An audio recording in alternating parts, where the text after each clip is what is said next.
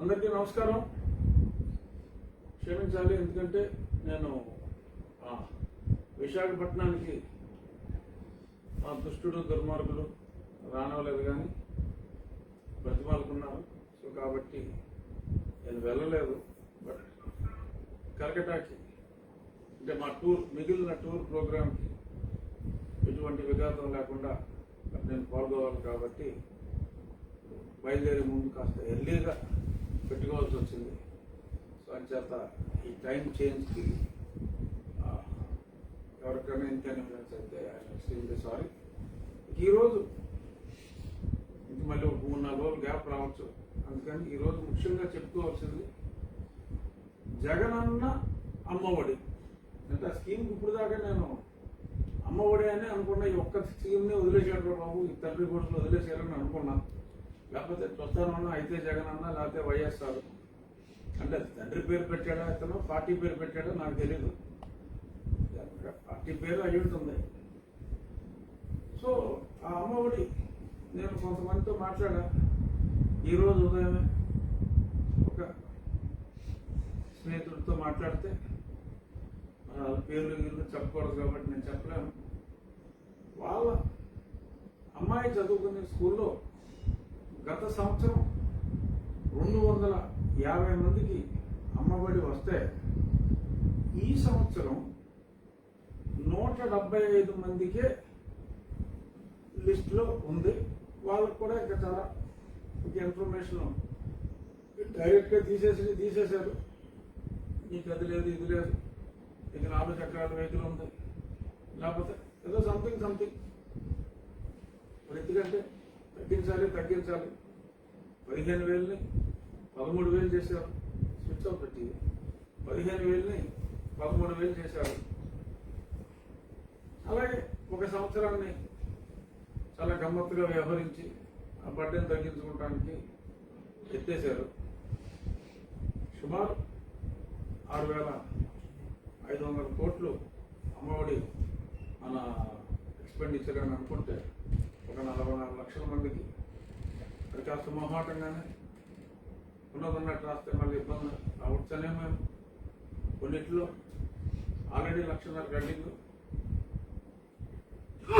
ఇంకొన్ని about to get cut అన్నట్టుగా వేశారు. గతంలో మనం చూసాం, బాలయ్య గారు చెప్పారు ఒక ఒంగోలు జిల్లాలోనే 80,000 అని. ఇప్పుడు నేను చెప్పిన స్కూలు దామాషా ప్రకారం చూసుకుంటే 250 మందిలో 75 మందిని కటింగ్ జగనన్న కటింగ్ పథకం కింద జగనన్న అమ్మఒడి అనే పథకానికి కూడా జగనన్న అమ్మఒడి ఏంటండి, ఇంకా దుఃఖకరంగా లేదు.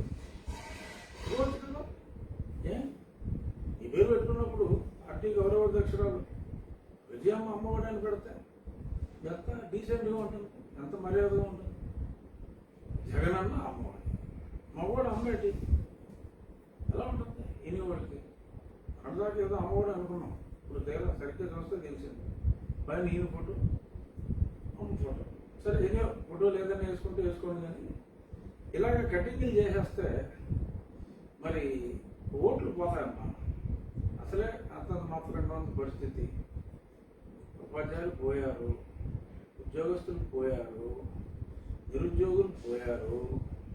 వీళ్ళందరికీ మనం ఆశ పెట్టాం. వీళ్ళందరూ 1 by 1 అవుట్. అందుకనే చంద్రబాబు నాయుడు గారి మీటింగులకి నిలబడిపోతున్నారు జనం, మనకు పారిపోతున్నారు. ఇక పాపం ఈ అమాయకులైన ఈ తల్లులైన జగనన్న తల్లి ఒళ్ళు అందుకున్న ఆ స్త్రీమూర్తులన్నా ఉంటారనుకుంటే మరి మన కత్తిరికి తీవ్రంగా వదులు పెట్టారు. ఈ రకంగా కటింగ్లు చేసుకుంటూ పోతున్నారు. ఇందులో అట్లీస్ట్ గుడ్లో మెల్ల మరి అది ఎంతవరకు కరెక్ట్ అన్నది మరి గణాంకాలు చూస్తేనే తెలుస్తుంది. ఆ గణాంకాలు సేకరించే పనిలో కూడా ఉన్నాను. ఆ గణాంకాలు మరి కాస్త వస్తూ ఆ క్రిస్టియన్ స్కూల్స్లో చదివిన పిల్లలకి పెద్దగా కటింగ్లు లేవని మరి అన్నారు. ఏదో కటింగ్లు లేకపోతే మంచిదే. సాధ్యమైనంత అమ్మఒడికి ఎంత ఇస్తే అంత మంచిది. బట్ ఇందులో ఒక సమూలమైన ఒక మార్పును తీసుకొచ్చారు. నాకు అందిన సమాచారం మేరకు ఏంటంటే, మరి గతంలో అమ్మఒడి డీటెయిల్స్ అన్ని ఆ స్కూల్ దగ్గరే కలెక్ట్ చేసుకునే వాళ్ళు, అకౌంట్లో వేసేవాళ్ళు. ఇప్పుడు కొత్తగా ఈ వాలంటీర్లకి పెద్దగా పనిలేదు అనుకుంటున్నారో ఏమో, మరి ఇంకేదన్నా కారణం, మరి ఎలక్షన్లు దగ్గర పడుతున్నాయి కాబట్టి వాలంటీర్లని ఈ అమ్మఒడిలోకి, జగనన్న అమ్మఒడిలోకి ఆ వాలంటీర్లని ప్రవేశపెట్టారు. ఏంటంటే ఆ వాలంటీర్ వచ్చి ఇప్పుడు తల్లిని కలుస్తున్నారు. తల్లిని కలిసి, అమ్మ ఇదిగో నీకు, అయితే వాళ్ళకి చెప్పటం అయితే 20వ తారీఖు మీకు డబ్బు వస్తుందని చెప్పారంట. సరే, మరి 2-3 రోజులు అటు ఇటుగా ఎప్పుడు వేస్తారో మరి. బట్ 20వ తారీఖు 21వ తారీఖు ఇచ్చేస్తామని చెప్పినట్టుగా చెప్పారు వాలంటీర్లు వచ్చి. నీ అకౌంట్కి అమ్మ ఇలాగ 11,000 రూపాయలు, 2,000 రూపాయలు ఆ బాత్రూమ్ కట్టింగో లేకపోతే ఇంకేదో సమ్ అదర్ కట్టింగ్లో కొను, నీకు ఒక 13,000 రూపాయలని జగనన్న మీకు ఇవ్వబోతున్నారని చెప్పి ఈ వీళ్ళని ఇందులో కూడా ప్రవేశపెట్టినట్టుగా తెలిసింది. ఏదేమైనా ఈ కటింగ్లు ఇవన్నీ పోను. బట్ అడ్వర్టైజ్మెంట్ అయితే స్టాండర్డ్గా 44,55,000 తల్లులకు జగనన్న అమ్మఒడి ద్వారా ఇంత లబ్ధి చేకూరుస్తుంది మన ప్రభుత్వం. ఇంకా దాని కింద జగనన్న గోరుముద్ద ఈ పథకాల కింద ఇన్ని లక్షల మందికి అల్టిమేట్గా అమ్మఒడి వచ్చిన వాళ్ళకి గోరుముద్ద కూడా ఉండొచ్చు. కానీ అలా లబ్ధిదారుల లిస్ట్ ఉంటుంది మా సాక్షి పేపర్లో. సరే, బిల్లు ఎప్పటికి ఇస్తారో తెలియదు, కానీ మిగిలిన పేపర్లో 1,53,00,000 మంది పిల్లలే ఉన్నారు. మన జనాభా 4 కోట్ల చిల్లర అయితే 1,83,00,000 మంది చెల్లి పెళ్లి జరగాలి. మళ్ళీ ఇలాగా అదే లెక్క కింద ఇంకో హెడ్లో వేసి ఇలాగ లెక్కలు వేస్తూ ఉంటాడు మా ముఖ్యమంత్రి. అవన్నీ మరి అమాయకులు ఎవరన్నా నిజం అనుకుంటే అది వాళ్ళ కర్మ, మనమేం చేయలేం. బట్ అమ్మఒడి కాస్తో కోస్తో మిగిలిన ఎన్ని గతంలో ఉన్నాయో మనం ఎన్నోసార్లు చెప్పుకున్నాం. కాస్తో కోస్తో ఇన్నోవేటివ్గా, ఆ పేరులో కూడా ఇన్నోవేటివ్నెస్, మగోడి అమ్మఒడి స్కీమ్ పెట్టి ఇప్పుడు దాన్ని కూడా మరి ఇప్పుడు కటింగ్లు పెట్టి కాస్తో కోస్తో డిపాజిట్లు వస్తాయనుకుంటే మరి ఆ ఓట్లు కూడా లేకుండా చేసుకుంటున్నట్టుగా అనిపిస్తుంది. మరి ఇప్పటికైనా తల్లి శాపం మంచిది కాదు, అసలు మహిళ శాపమే మంచిది కాదు, కన్న తల్లి శాపం అసలు మంచిది కాదు. ఇవాళ రోజుల్లో డబ్బున్న వాళ్ళకి పిల్లలు ఫీజులు కట్టుకోవాలంటే చాలా కష్టంగా ఉంది. సరే, అభివృద్ధి చేసి సంపాదించేవా, కొట్టుకొచ్చి సంపాదించేవా, దొంగ లెక్కలు ఇచ్చి అప్పులు చేస్తే కొట్టుకొచ్చేవా అన్నది ఒక అరక్షణం పక్కన పెడితే, కనీసం ఆ స్కీమ్నన్నా మరి ఈ కన్న తల్లి ఆక్రోశం మంచిది కాదు. సో కాబట్టి మరి దాన్ని ఎలా డీల్ చేస్తారనేది మరి జాగ్రత్తగా చూసుకోవాలి. ఇక ఈరోజు పేపర్లో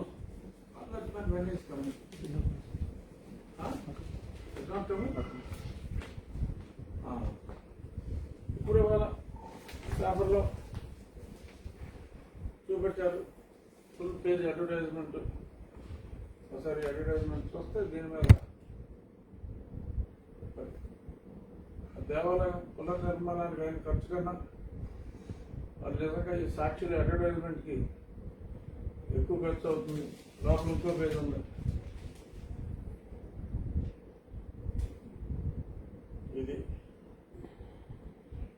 ఇదేంటంటే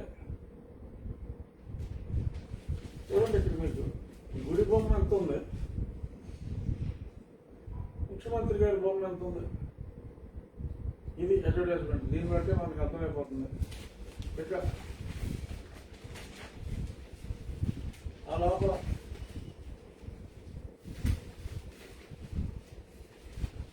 ఒకలమ్మ తమ్మవారి విగ్రహ ప్రాణ ప్రతిష్ట. మరి దీనికి స్వామీజీలు ఎవరి పేర్లు లేవు. ఇంట్రెస్టింగ్ గా ఒక పేర చదువుతా.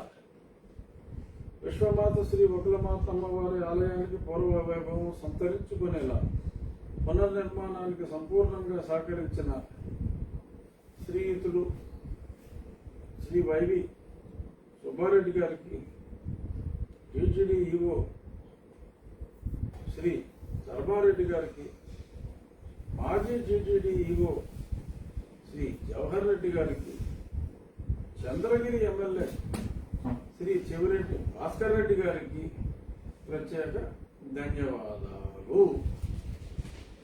ఇదండి, ప్రత్యేక ధన్యవాదాలు వారికి చెప్పారు. మరి ప్రాణ ప్రతిష్ట ఇదంతా మరి ముఖ్యమంత్రి గారు చేస్తారేమో నాకు తెలీదు. ఏదైనా ఆ వెంకటేశ్వర స్వామి అమ్మవారి మీద చూపెట్టే శ్రద్ధ ఈ అమ్మగారి మీద కూడా చూపెడితే చాలా బాగుంటుంది అనేది రాజశేఖర రెడ్డి గారి అభిమానులుగా వాళ్ళందరూ కోరుకుంటున్నారు. ఇంకా మరి నిన్న గివ్ మీ దట్ ఫోన్.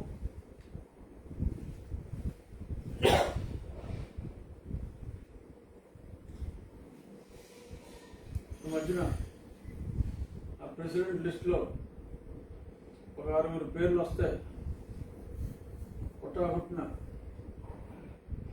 మరి అక్కడ శ్రీమతి గారి దగ్గరికి మొన్న 2 రోజుల్లో ద్రౌపది ముర్ము గారు పేరు రాకముందు, మొన్న రాత్రి వచ్చింది, దానికి 2 రోజుల ముందు ప్రస్తుత జార్ఖండ్ గవర్నర్ అనసూయ గారి దగ్గరికి, అలాగే ఏమో మళ్ళీ వెంకయ్యనాయుడు గారికి ఇస్తారేమో అని ఆలోచనతో నాయుడు గారి దగ్గరికి, ద్రౌపది ముర్ము గారిని కలవలేకపోయినా గతంలో ఒక ఫోటో దిగాడు మావాడు గడ్డం. మరి మా గడ్డం ఆ దిగిన ఫోటో అది కూడా ఏదో లేటెస్ట్గా దిగినట్టు పెట్టాడు. సో ఏంటంటే ఎవరు ప్రెసిడెంట్ అయినా ఈ కన్ఫ్యూజన్లో ఎవరవుతారో సరిగ్గా ఇన్ఫర్మేషన్ లేక మొత్తం అందరి దగ్గరికి తిరిగి ఫోటోలు తీసుకుని పెట్టుకున్నాడు. ఇప్పుడు సరే మొన్న ఏదో ట్వీట్లు ఏ2 గడేశాడా ఏ1 గడేశాడా అన్నది పక్కన పెడతా, ట్వీట్లు ఏదో జుగుప్సకరంగా వేశాడు. నిన్న ఇంకోటి వేశాడు, ఒక ట్వీట్. బిగ్గు బెగ్గు అనే బ్యాంకు దొంగ ఒక నికృష్టుడు, దుర్గంధం వెదజల్లే కుళ్ళిన శవం లాంటి వాడు, దేహం పగుళ్ళు బారి రసికారుతోంది, దాన్ని పురుగులు తినేసేదాకా మనం దూరంగా ఉండక తప్పదు. గంట తినేవాడే ఈ రకంగా మాట్లాడగలరు. ఏంటంటే దేహం, నేను నికృష్టుడిని ఓకే అనుకో, నువ్వు నికృష్టుడన్నా నేను శ్రీకృష్ణుడిగానే భావిస్తా. కానీ దరిద్ర దామోదర, దేహం పగుళ్ళు బారి రసికరంతోందా? సో నా దేహం పురుగులు తినేసేదాకా వీడు వేసి ఉండాలా? ఇదండి. అంటే నేను ఆ దరిద్రుడి సంస్కారం గురించి ప్రజలందరికీ తెలియాలి. ఇటువంటి దరిద్రుల పాలనలో మనం ఉన్నాం అని. ఎందుకంటే ఆ దిక్కుమాలిన గెడ్డంగాడు ఏం చేస్తాను, ఎందుకంటే అలాంటి అసహ్యంగా నేను మాట్లాడలేనందుకు క్షమించండి, నా నిస్సహాయతను మన్నించండి. బట్ కొంత లేదంటే అసలు కనీసం మనిషే కదా అనుకుంటారు కాబట్టి ఆ మినిమం రియాక్షన్ తప్పదు. సో కాబట్టి సంయమనం పాటించి, సభా మర్యాద పాటించి, ఈ పనికిరాని వెధవ, ఈ దరిద్రుడు సన్నాసి నా పార్లమెంటరీ పార్టీ నాయకుడు అయినందుకు చింతిస్తూ, ఈ విధమైన ప్రోత్సహించిన ఆ కంటికి కనపడని ఆ విధవ ఎవరైనా ప్రోత్సహించి ఉంటాడు, లేకపోతే వీడియోలో రాయడు. కుళ్ళిన శవం, పురుగులు తినేయటం, ఎట్లా దరిద్రులారా, జనం ఎంత అసహించుకుంటారు అనే ఆలోచన లేకుండా మరి ఇలాగ రాశాడు. ఇప్పుడు నేను చెప్పిందే ఎక్కువ మంది చూస్తారు. ఆ దరిద్రుడు పెట్టిన ఆ ట్వీట్ ఎంతమంది చూస్తారో నాకు తెలియదు. కానీ ఇప్పుడు సభ్యత మానేసి నేను కూడా సంస్కారహీనుడిని అయ్యి ఉంటే ఏనాడో చెప్పేవాడు, వివేకానంద రెడ్డిని హత్య చేసింది జగన్మోహన్ రెడ్డి అన్నానా? అనలేదు. వీడు ఏటుగాడు గుండుపోటీ ఫస్ట్ మాట్లాడింది ఏటుగాడు. మరి ఎలిగేషన్స్ చేయొచ్చు. నన్ను యాకు దొంగ అన్నాడు. అసలు రాష్ట్రానికి దోచిన దొంగ మేధావులు వీళ్ళిద్దరూ అయితే వీళ్ళిద్దరూ కలిసి ఉన్నాయి కదా, అక్కడ చార్జ్షీట్లు ఉన్నాయి, వేశారు. తొందరపడిపోతారు. ఓ నా వంక 1 ఏళ్ళు చూపెడతారా, నీ వంక 10 ఏళ్ళు, కాలు ఏళ్ళతో కలిపి 20 ఏళ్ళు చూపెడతారా? ఊరికేనే ఆడవడం సరే, నువ్వు పెడుతున్నావా, గాడిదలు పెడుతున్నాయా, గుర్రాలు పెడుతున్నాయా ఈ ట్వీట్లు, లేకపోతే సింహం పెడుతుందా అన్నది కాదు సమస్య. ఒక పార్టీని మీరు నడుపుతూ ఈ రకంగా దమ్ముంటే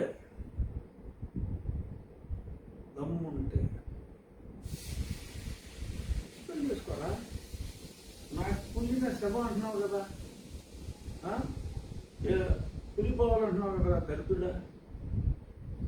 మరి దమ్ముంటే చేసుకో, ఎక్స్ప్లెయిన్ చేసుకో. ఎందుకు పుల్లిన శవాన్ని పక్కన పెట్టుకుంటా? ఎందుకురా సాయి కసాయి పక్కన ఎందుకు పెట్టుకుంటాం? పుల్లిన శవాన్ని చేసుకో, పార్టీ నుంచి ఎక్స్పెల్ చేసుకో. నన్ను డిస్క్వాలిఫై చేయలేవు. నువ్వు నీ A1 నీ చీఫ్ విప్ తలకిందులుగా తపస్సు చేశారు కదా, ప్రజాధనం కూడా దుర్వినియోగం చేసినట్టుగా తెలిసింది. ఏం పీకారు? ఎందుకంటే నేనేం వైలేషన్ చేయరా. బట్ ఇప్పుడు నువ్వు ఈ రకంగా పులిని సామాన్ అన్నప్పుడు కూడా మరి కనీసం నీ ఇన్నర్ ఫీలింగ్ని, నీ రాసలీలలో గురించి నేను మాట్లాడాల.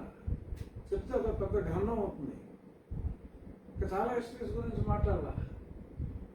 నీ A1 హిస్టరీస్ కూడా నేను చాలా మాట్లాడాల. మాట్లాడుకున్నావురా అంటావా? మాట్లాడుకున్నాం. పెడిగ్రీ కులంతో సహా తెస్తా, కులంతో సహా తెస్తా వివరాలన్నీ. ఎక్కువగా తెలుపుకుంటే కుళ్ళిన శవం పక్కన పెట్టుకుంటే చాలా ప్రమాదంరా విజయసాయి. నెక్స్ట్ ట్వీట్ పెడతావు పెట్టు, నేను ఎక్కడున్నా నీ ట్వీట్కి నీకు. అసలు ఏమనుకున్నానంటే నన్ను చూసిన వెంటనే, ఒరేయ్ ముసలి నక్క, నువ్వు ఒక పిచ్చి కుక్కతో కలిసి ఎన్ని కామెంట్లు చేసినా ఎక్కువ లేవరా అని అందాం అనుకున్నా. సంస్కారం అంటొచ్చింది. ఎందుకంటే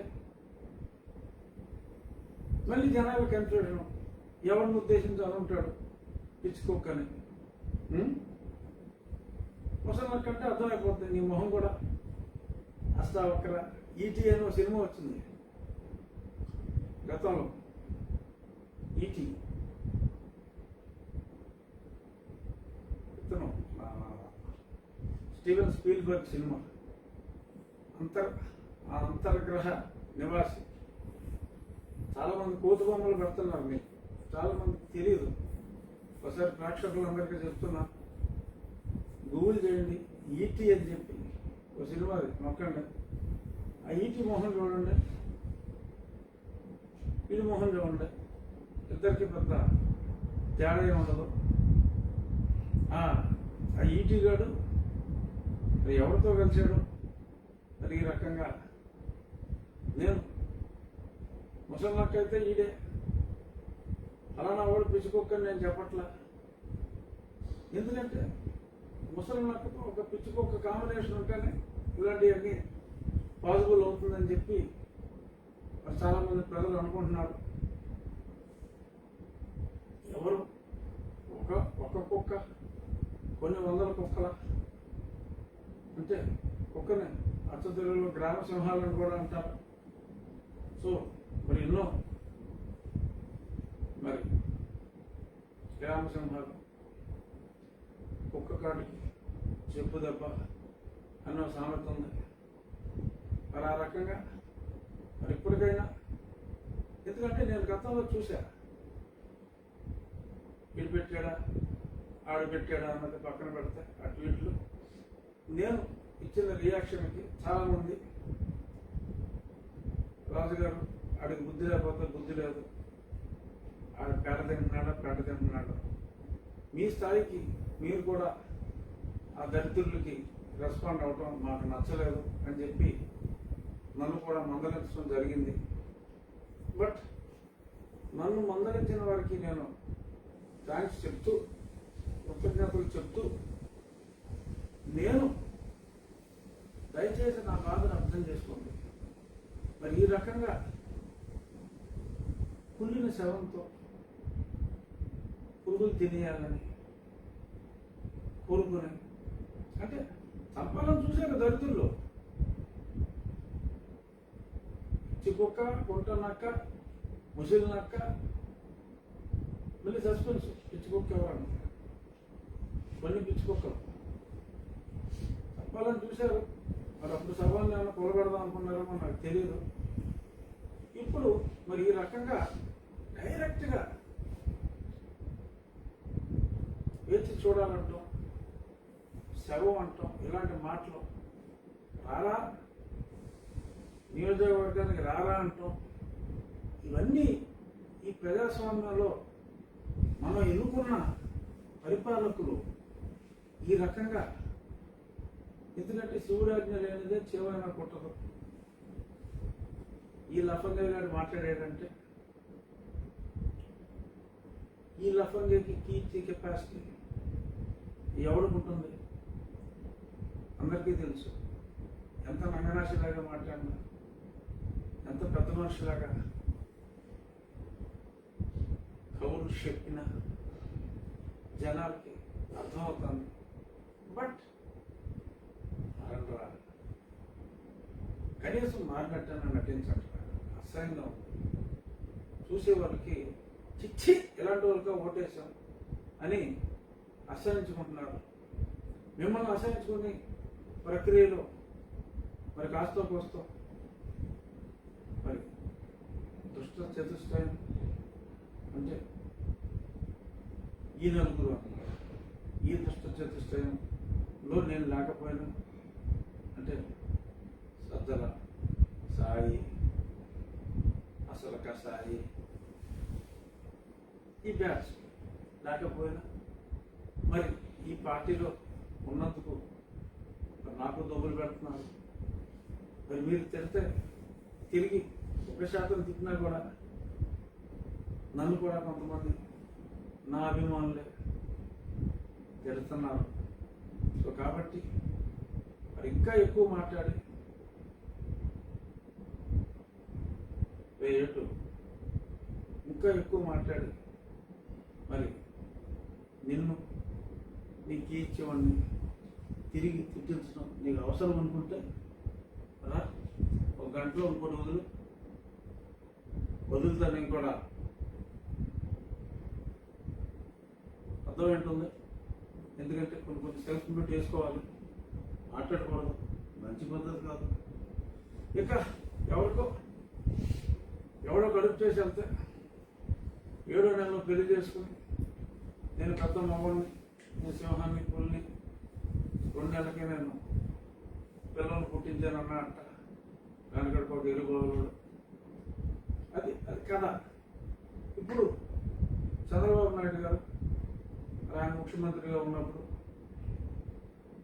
టీసీఎం కంపెనీ కానీ, డిక్సన్ కానీ ఎన్నో పెద్ద పెద్ద కంపెనీలని మరి ఆయన తీసుకొచ్చి ఇప్పుడు ఐటీ మినిస్టర్ నారా లోకేష్ గారు ఢిల్లీలో వండర్ఫుల్ జాబ్ అప్పుడు. ఇప్పుడు తగుదనమ్మా అంట మళ్ళీ అడ్వర్టైజ్మెంట్ వేసుకుని ప్రారంభించడానికి